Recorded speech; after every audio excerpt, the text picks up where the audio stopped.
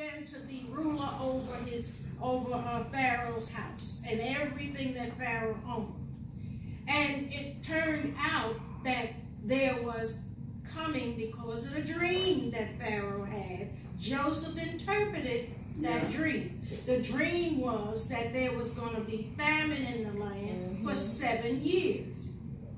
Now, because of that, Joseph, being in right standing with God, Joseph was able to hear the instructions of the Lord as to what to do. And he had devised a plan where everybody that had a farm, had tilled the land, all of their stuff would be brought to Joseph, and it would be distributed equally amongst the families according to the heads that was in the house. And nobody in Egypt would go hungry, and nobody outside. They had to come to Egypt in order to get their food. And because of that, Joseph's brothers had to come to Egypt, not knowing that Joseph was over everything. And they came to Egypt. They bought supplies. At first, they didn't know who he was. Joseph kept it from them for a long time.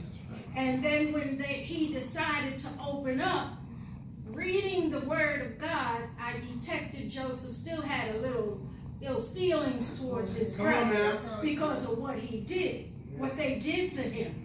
But because God's love supersedes how we feel, and he's listening to the Lord, he's moving in a direction where God wanted him to go, then he obliged his brothers and let them know who he was.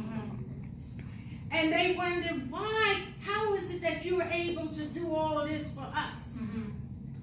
And we did this to you. But because of who Joseph was, he had to love him. He had to forgive him. There is no way, I don't care what we have been through, us, in our lifetime. If you're walking with the Lord, if you want to be in right standing with God, if you want to be called his child, you've got to forgive. You've got to let those things be in the past and move forward, bridging, going forward, not being stagnant. Because I'm going to tell you this, if you do, you're going to die spiritually. And you will not be able to move forward. Your testimony would die with you.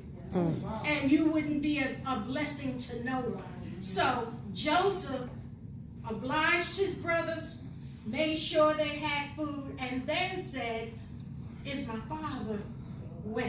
Is my father yet alive?